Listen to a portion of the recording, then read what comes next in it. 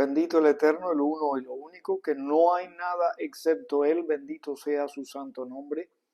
Y shalom a todos. Nuestra compañera de viaje en esta semana, que nos ha dado la mano, nos ha dado la fuerza, nos ha iluminado el camino, nos ha traído hasta aquí, hasta las puertas del Shabbat.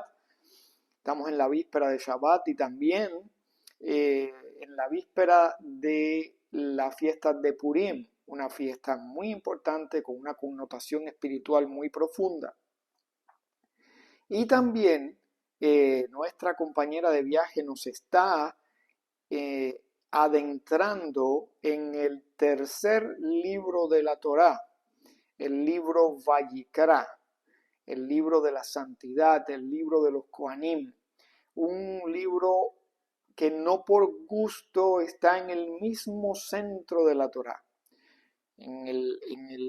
justo en el medio de la Torá. Capítulo 11 de este libro es exactamente el mismo eje central de la Torá. O sea, en ese capítulo ahí hay un versículo que divide la Torá completamente en dos mitades iguales.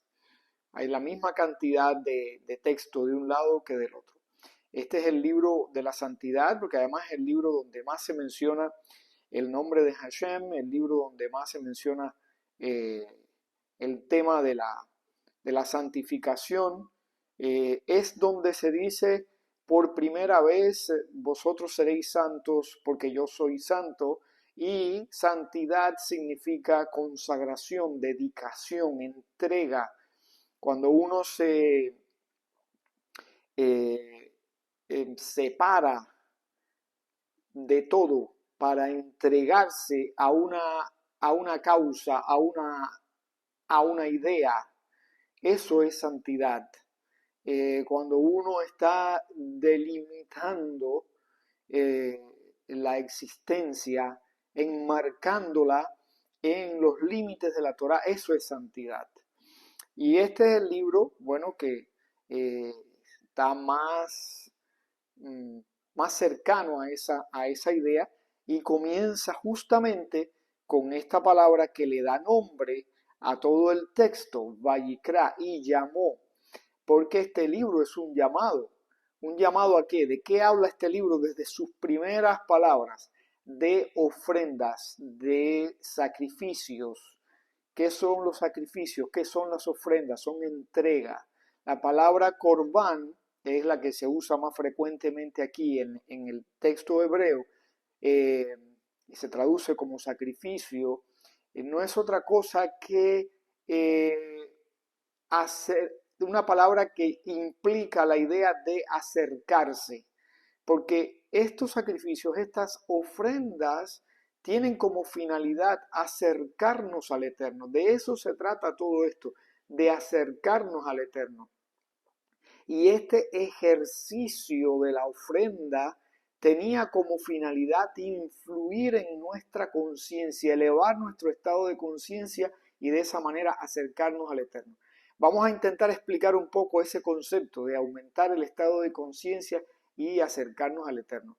El libro de Eclesiastés dice: nunca digas que los tiempos pasados fueron mejores, porque nunca de ello hablarás con sabiduría. Y esto tiene un mensaje muy importante. Quiere decir que ¿para qué te vas a quedar en el pasado? Incluso cuando en verdad los tiempos pasados tuvieron algo que no tienen los tiempos presentes, y eso siempre va a ser así, obviamente, algo de más calidad, uno no puede anclarse en el pasado porque estaría perdiendo el presente. Uno tiene que vivir el tiempo que Dios le dio a uno. Esa es la primera razón por la que dice: nunca de ello hablarás con sabiduría. Te estarías perdiendo tu vida actual si tu mente está en el pasado. La otra razón por que lo dice es porque estamos en un estado actual porque el Eterno lo decidió de esa manera. Tiene un propósito el estado actual. Y entonces aclaro esto por lo que voy a decir a continuación. No es una crítica sin sentido de la realidad actual, respetando el mensaje de este texto del libro de Eclesiastés, sino un análisis de la situación actual. No es un análisis comparativo en el sentido de hacer una regresión al pasado. Es un análisis para entender en qué lugar estamos. Que tiene una función, la tiene. La podamos entender, eso dependerá de la misericordia del Eterno. Pero intentemos llegar un poco allá. Para entrar en este asunto del estado de conciencia, de cómo el estado de conciencia nos acerca al Eterno. Muchas veces se dice que el hombre en este tiempo actual sabe más o tiene más información, y eso es falso. No sabe más, no es más inteligente, ni tiene más información. Hay más información, eso es algo innegable. Hay más información al alcance de la mano, pero no quiere decir que el hombre tenga más información. Y esto es fácilmente demostrable. Ni somos más inteligentes, ni somos más sabios que los hombres de antes. Para nada. Ahora sí tenemos que más tecnología. Pero más tecnología implica más enajenación y una disminución del estado de conciencia. Vamos a ampliar brevemente eso porque tampoco podemos dedicar todo el tiempo a eso. ¿Qué significa esto que estoy diciendo? Es muy fácil, pero muy fácil comprobar esto. Yo lo he visto en ejercicios que incluso están en la internet en cualquier sitio. A cualquier joven usted le pregunta hoy cuál es la capital de tal país, se equivocan muy fácilmente, el 90% se equivoca. Yo recuerdo cuando di el 5º grado de la primaria, y que por supuesto era un niño, no recuerdo qué edad tendría, pero 5º grado es plena infancia todavía. Pero fue la primera vez que di la asignatura geografía. Y me gustó tanto que yo me aprendí el 90% de los nombres de los países del mundo con sus capitales. Yo veo que hoy en día a las personas le preguntan cosas elementales y de geografía, me estoy refiriendo a la geografía, y no saben, no tienen ni idea de lo que les están preguntando. Y no estoy hablando de preguntas difíciles, estoy hablando de preguntas simples. Preguntas como ¿en qué continente está Estados Unidos? ¿En qué continente está Brasil? ¿O cuál es la capital o cuál es, menciona una isla del Caribe? Cosas sumamente fáciles. Y un gran por ciento de las personas se equivoca. Y eso corrobora el hecho de que sí, tenemos mucha más tecnología y más información a nuestra disposición, pero no la tenemos aquí. No nos ha hecho más sabios, ni nos ha hecho más conscientes de la realidad. Nos enajena más, nos acomoda más, nos divorcia más de la realidad. Ese es el punto. Eso es lo que es la enajenación. Más enajenados, más separados de la realidad. Y por lo tanto eso disminuye el nivel de conciencia, que es finalmente a donde quiero llegar. Les cuento una anécdota. Yo trabajé una vez en un lugar y conmigo trabajaba un señor que había sido profesor de una secundaria básica en mi país. Eso fue aquí, recién llegados aquí a los Estados Unidos. Y él se molestaba mucho con los jóvenes que trabajaban con nosotros allí porque les hacía preguntas y no podían responder casi ninguna. Y me acuerdo que había un joven que era ensamblador y él le dice, ¿puedes decirme cuáles son los dos movimientos de la Tierra? La pregunta está mal hecha porque la Tierra tiene más de dos movimientos, pero bueno, asumiéndolo a ese nivel, ¿cuáles son los dos movimientos de la Tierra? Podríamos decir los movimientos básicos de la Tierra para que la pregunta tenga más sentido. Y el joven no lo supo decir. Y este señor se disgustó muchísimo. ¿Cómo es que tú no sabes eso? Algo tan elemental. Estoy hablando de los movimientos de rotación y traslación. Acuérdense que el movimiento de rotación de la Tierra es la que produce los días y las noches, y el movimiento de traslación alrededor del Sol es la que produce las estaciones. En fin, algo muy, muy, muy básico. Y este muchacho joven no pudo responder esa pregunta. Y así está la mayoría, no saben cosas elementales que nosotros las aprendimos muy bien en nuestra infancia, en nuestros primeros días de escolar. Y recalco esto para que se entienda cómo nos hemos divorciado de la realidad. Si avanzamos hacia atrás en la historia de la humanidad, vemos que el hombre tenía más contacto con la naturaleza porque dependía más de dominar la naturaleza, de tener destrezas, habilidades manuales, físicas, dependía más de sus sentidos. El hombre tenía que tener los sentidos bien despiertos para poder alimentarse, porque tenía que competir con los animales para poder cazarlos, tenía que aprender de la naturaleza para poder obtener cosechas.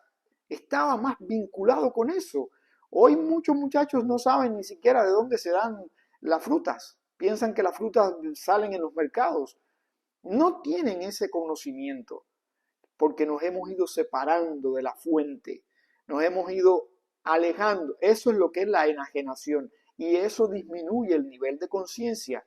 Sí, hay mucha más información, está al alcance de un teléfono, de un iPad, de una computadora. Al clic de un botón aparece una cantidad de información tremenda. Eso es cierto. Pero nosotros hemos perdido habilidades, capacidades y las hemos relegado al uso de una máquina que nos facilita las cosas, pero nos atrofia nuestras capacidades. Entonces, ¿por qué hago todo este preámbulo? Para ilustrar lo que es el nivel de conciencia. Mientras más usted entiende el funcionamiento del universo, más cercano está en la realidad, no en el ciberespacio, no a través de la tecnología, sino personalmente, ahí, piel con piel, un contacto íntimo, pleno con el universo. Por eso Dios le dijo a Moisés, quítate las sandalias, que nada se interponga, un contacto pleno, pleno conmigo, pleno con el universo, pleno con todo aquello a través de lo cual yo me manifiesto. Entonces, eso es el nivel de conciencia, cuando tenemos esa cercanía, cuando podemos experimentar las cosas, cuando tenemos los sentidos, los canales bien abiertos y tenemos esa compenetración que uno la va elevando y va entrando en niveles espirituales. ¿Dónde se rompe la igualdad del hombre con el animal? Acuérdense que la creación tiene niveles. Está el nivel inerte, que es donde están las rocas, los minerales, donde no hay vida. Después viene el nivel de la vida, pero todavía ahí no hay ni movimiento ni habla. Eso es la vegetación, ahí hay vida, pero no hay traslación. Después viene el nivel del movimiento, son los animales. Después viene el nivel parlante, que somos nosotros. Pero, ¿dónde es que se rompe primero la igualdad entre el hombre y el animal, que comparten ya muchas más cosas que el hombre y los vegetales? El hombre comparte con todos los niveles, porque nuestro cuerpo está hecho de minerales, tiene minerales, los mismos que hay en la tierra. Compartimos con la vegetación el hecho de la vida, la vegetación está viva. Compartimos con los animales el hecho de el movimiento y algo más, todos estos instintos que controlan el funcionamiento del organismo. Eso lo compartimos con el animal, ese es el alma animal. Hasta ahí compartimos con el animal, pero ¿dónde se rompe la igualdad? En el siguiente nivel del alma, el ruach. El primer nivel del alma es el nefesh, que es el nivel que está a cargo de los instintos. Pero después viene el nivel de la conciencia, el ruach. Y ahí es donde termina la paridad del hombre con el animal. Porque el hombre tiene conciencia de su existencia. El hombre tiene historia, está consciente de su historia. Por eso el hombre puede decir, bueno, nuestro pueblo salió de Misraim, liderados por Moisés, estuvieron 40 años en el desierto, entraron en la tierra prometida. Hay conciencia de nuestro pasado, de nuestra existencia. El animal no tiene eso. Entonces ahí se rompe la paridad. Eso es lo que nos distingue. Pero ese nivel de conciencia también tiene diferentes estadios, tiene niveles. Hay un nivel de conciencia muy básico y hay un nivel de conciencia muy, muy, muy profundo. Este libro de la Torá es el código para aumentar nuestro nivel de conciencia, para entrar en los niveles de conciencia más profundos. Si yo les preguntara a alguno de ustedes, ¿qué está pasando ahora mismo en tu interior? ¿Qué está haciendo tu corazón? ¿Qué están haciendo tus pulmones? ¿Qué está haciendo tu estómago, tu hígado? ¿No tienes conciencia de nada de eso? ¿Cómo están funcionando tus células? ¿Sabes cuántas tienes? ¿Qué están haciendo en este momento las células que están en tu dedo gordo del pie? No sabemos, pero pudiéramos saber si nosotros incrementamos nuestro estado nuestro nivel de conciencia. En la medida en que nosotros profundizamos nuestro nivel de conciencia, hacia adentro y hacia afuera alcanzamos conocimientos que no tenemos porque estamos muy enajenados, completamente enajenados. Y es por eso que esta generación se dice que son los calcañales de Mashiach, porque la humanidad ha descendido mucho en su nivel de conciencia. Hemos aumentado nuestra capacidad tecnológica a un nivel altísimo. Tenemos unas facilidades tecnológicas tremendas que nunca antes se habían alcanzado. Pero proporcionalmente hemos disminuido nuestro estado de conciencia, nuestro nivel de conciencia.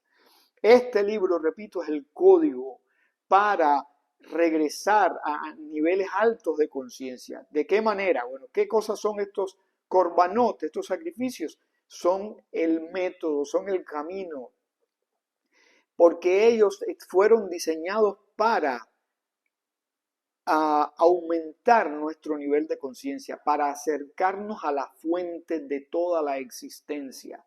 Cuando uno entrega un animal, uno presenta un animal como ofrenda, uno no es solamente el acto de entregarlo, uno tiene que involucrarse en eso.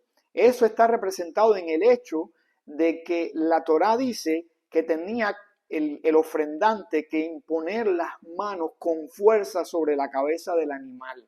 Es el mismo acto que se hace de imposición de manos cuando se está ordenando a un cohen. Uno está haciendo una transferencia de autoridad. En este caso, uno está haciendo una delegación, uno está impartiéndole al animal, está traspasándole al animal parte de nosotros. Nos tenemos que fundir con ese animal. ¿Por qué era necesario hacer esto? Porque cuando uno comete un error, sea un pensamiento equivocado, sea una palabra equivocada, sea un acto equivocado, cualquier pecado es un hierro. ¿Qué quiere decir un hierro? Es una equivocación, es una tormenta en la armonía de la creación. La creación tiene una armonía, tiene un balance perfecto.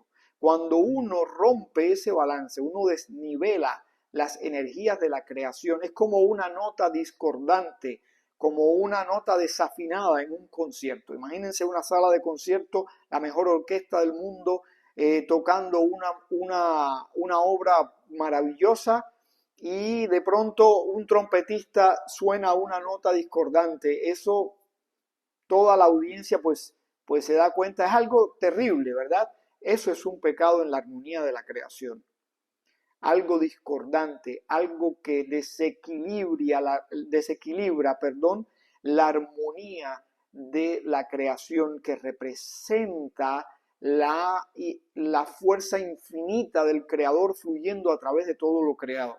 Entonces, para equilibrar nuevamente esas fuerzas, para equilibrar nuevamente esa armonía, ponerlo todo a su lugar, para satisfacer ese balance perfecto, que no es otra cosa que justicia. La justicia de Dios no solamente es el hecho de que uno tiene que pagar por algo que debe. La justicia también está en el balance. Justicia quiere decir que todo está nivelado, que todo está en el lugar donde tiene que estar. Cuando uno desnivela las cosas, tiene que volverlas a nivelar. Entonces, para volverla a nivelar, tiene que balancear todas esas energías. Estos animales son criaturas que debido a su diseño, a la manera en que Dios las creó, las letras que conjugó y la energía que fluye a través de esas letras para crear estas criaturas, Son las energías necesarias para reparar la ecuación, para volver a poner todo en armonía, en un orden armonioso. Por eso se escogen determinados animales o determinadas ofrendas vegetales, para reparar ese equilibrio. Entonces, eso es pecado y eso es la manera de expiar lo que es lo mismo que corregirlo. ¿Y eso qué nos hace? Nos hace acercarnos. Cuando uno tiene el entendimiento de lo que está haciendo y cuando uno está meditando, cuando uno se está fundiendo con ese animal, cuando uno está haciéndose uno con él, entregándose junto con el animal, por eso es que es un corbán, por eso es que nos acerca. Uno está entendiendo lo que pasó, uno está entendiendo la reparación que uno está haciendo. Eso estaba diseñado para influir en nuestra conciencia, para elevar nuestro estado de conciencia. Y ahí está el código. Esa es la puerta abierta para que entre y estudie, porque la teología cristiana ha desvirtuado muchísimo este sistema de ofrendas descrito en la Torá. Lo ha desvirtuado a un nivel terrible y entonces no se comprende, se le ha rebajado esto a algo desdeñable y bueno, se ha perdido todo el sentido y con esto estoy intentando rescatar, restaurar el entendimiento de esto para las personas que vienen de esa teología o que aún están en esa teología puedan entender el significado de esto. Y por supuesto que la teología cristiana se estrella contra el texto de la Torá cuando uno lo puede comprender, cuando uno lo puede analizar con profundidad. En primer lugar, la teología cristiana da por hecho que todo esto ya pasó, que esto no tiene sentido, no tiene utilidad. La teología cristiana parte del principio esbozado en el llamado nuevo, en el mal llamado Nuevo Testamento, que dice: he aquí el Cordero de Dios que quita el pecado del mundo. Fíjense, en primer lugar, que quita el pecado del mundo. Bueno, el pecado no ha sido quitado del mundo, así que no ha funcionado. El pecado aún está en el mundo. Si me dicen a nivel individual, bueno, para eso está todo esto. No había necesidad de otro cordero. Ya está todo aquí. Pero vamos a desmenuzar eso un poco más. He aquí el Cordero de Dios que quita el pecado del mundo. En la Torá están todas las ofrendas necesarias para toda la reparación posible del ser humano. No hay necesidad de otra ofrenda. Ni Dios requiere ofrendas humanas, para nada. No hay un requerimiento como ese en toda la Torá. Y obviamente que eso no es aceptable. Pero aún entremos un poco más. Dice, aquí la Torá menciona diferentes ofrendas. Es importante que entendamos eso. Está la ofrenda llamada holocausto, la ofrenda ígnea, la ofrenda totalmente quemada. Es un símbolo de una entrega total, completa. Esta ofrenda se quemaba completamente. Bueno, ese Cordero de Dios no entra en esa categoría, porque esa ofrenda se tenía que quemar completamente, simbolizando dos cosas, simbolizando una entrega absoluta y simbolizando también el hecho de una expiación completa, porque se deshace el animal, se convierte en humo. Yo deshice como a nube tus rebeliones, como a niebla tus pecados, dice el Eterno.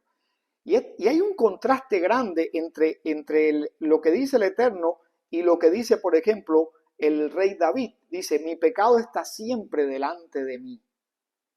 Si uno repara el daño hecho y Dios dice que Él borra nuestras rebeliones, las borra, Dios no mira más nuestras rebeliones. Entonces, ¿cómo yo puedo decir mi pecado está siempre delante de mí? Porque para Dios ya no existe, pero para uno sí tiene que existir en nuestro nivel de conciencia tenemos que mantener vivo el hecho de que existe una posibilidad de pecar. Un recuerdo de algo nos libra de cometer el error una vez más. Y no es que pensemos que no está perdonado, sí está perdonado, pero el hecho de que está delante de mí está ahí como un signo de stop, como un signo de pare. Es en ese sentido que el pecado está delante de nosotros. Pero desde el punto de vista del Eterno, no existe. Cuando Él nos mira limpios. Ahora, ese Cordero de Dios no entra en esta categoría. Después vienen otras ofrendas. Hay ofrendas por el pecado y ofrendas por la culpa.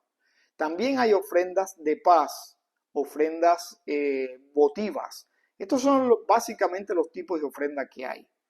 Pero cuando miramos, todas estas ofrendas son por diferentes categorías de errores. Pecados son errores, son desequilibrios que causamos en la creación. Es no fluir con la armonía universal, no dar en el blanco, no llegar a la meta, no seguir exactamente el camino trazado por la Torá.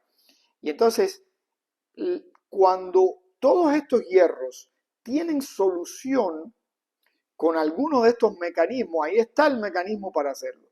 Cuando no, la Torá dice, esto es un pecado de tipo caret, o sea, no, el alma de esta persona será cortada, porque no hay manera de reparar esto, excepto con la misma muerte de la persona, cortada de este mundo y a veces hasta del mundo venidero. Con todo lo que implica eso, que no lo voy a explicar detalladamente. Y para ese tipo de pecado, aún para ese tipo de pecado hay una solución, está mencionada en la Escritura. Y como dice el mismo texto que cité anteriormente del rey David, el Teilim 51, dice, porque no quieres tu sacrificio que yo daría, no quieres holocausto. Dice, la ofrenda de Dios es el espíritu quebrantado, a un corazón contrito y humillado no despreciarás tú, oh Dios. Esa es la ofrenda más elevada que hay, una contrición sincera, un quebrantamiento espiritual hasta lo último de nuestra existencia. Esa es la mejor ofrenda. Esa es la única solución para nuestros errores. Los demás mecanismos están diseñados para actuar en nuestro nivel de conciencia, pero cuando el error ya sobrepasa las posibilidades de los mecanismos establecidos, lo único que puede llegar a equilibrar nuevamente la armonía de la creación es ese nivel de contrición. Únicamente eso. Así que no hay necesidad de otro tipo de sacrificio. Y si los vamos a explorar, cuando hablamos de los sacrificios por la culpa y los sacrificios por el pecado, ahí se mencionan desde cuando peca toda la comunidad, qué tipo de sacrificio había que traer. Dice un ternero de un año sin defecto. Un ternero, no habla de un cordero, habla de un ternero. Lo mismo para un cohen. Es decir, para toda la comunidad o para el cohen. Era un ternero, que habla de una categoría, de vamos a decir, un nivel de representación muy elevado, porque estamos hablando de toda la comunidad de Israel. O del cohen, que es una figura elevadísima. Si pecare un príncipe de la comunidad, ¿qué tiene que traer? Tiene que traer un carnero, no un cordero, no de las ovejas, un carnero. El carnero es lo que nosotros le decimos el chivo, las cabras son los chivos. Las ovejas es otro tipo de animal diferente. Tenía que traer una cabra macho, un chivo. Y si pecare alguien del pueblo, tenía que traer también de las cabras, pero una hembra. Nunca menciona un cordero. Eso para ese tipo de errores. Nunca se menciona en esos casos un cordero. Incluso en Yom Kippur lo que se usan son machos cabríos. No son corderos, no son de las ovejas, machos cabríos. Está hablando de una expiación anual. Es decir, que la teología cristiana da el traste con todo esto porque no encaja en ninguna de esas categorías. Y aún así, tampoco tendría sentido, porque lo que tiene reparación, la Torá lo expone aquí con lujo de detalles, y lo que no tiene solución de esta manera, la Escritura nos dice que la única forma es un corazón contrito y humillado. No hay ninguna necesidad de otra categoría de ofrenda, ni otro camino para acercarnos al Eterno. Está toda la necesidad está cubierta con esto, con la Escritura. No había necesidad de añadir nada más. Con lo cual estaríamos también incumpliendo con la Torá, que nos dice ni le añadas ni le quitas. Todo lo que necesita el hombre para acercarse al Eterno, acercarse a la fuente, para elevar su nivel de conciencia, está explícito en la Torá, está en códigos aquí en este libro de Vayikra, en este libro central de la Torá, que nos enseña cómo poner nuestra mente, involucrarnos, hacernos uno con estas ofrendas, cumplía la función de acercarnos al Eterno, de aumentar nuestro nivel de conciencia. No era un mero acto físico, sino un profundo acto espiritual que equilibraba el desorden que habíamos causado en los planos espirituales. Entonces, esta añadidura de un Cordero de Dios que quita el pecado del mundo no tiene lugar en la Escritura. Es algo que ha confundido a muchas personas y continúa confundiendo a muchas personas. Es una teología equivocada que sencillamente no tiene su origen en los principios de la Torá. Todo lo que el hombre necesita para acercarse al Eterno está aquí al alcance de su mano. Está al alcance de nuestra entrega, de nuestro estudio,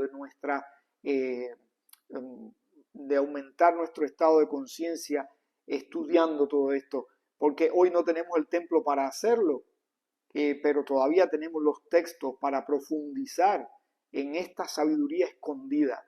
Y si alguien me dijera, bueno, una manera de justificar el hecho de que esa idea cristiana, esa teología cristiana es válida, es que Dios quitó el templo y ya no se pueden hacer estos sacrificios, le diría que no es del todo acertado eso, porque en primer lugar los judíos no podemos hacer sacrificios, pero los gentiles sí pudieran hacer sacrificios porque no les está prohibido a ellos, no les está prohibido. Y en segundo lugar, Dios no hizo que todo este mecanismo pasara temporalmente, porque esto va a regresar, según las profecías. El templo va a regresar y el sistema expiatorio va a regresar.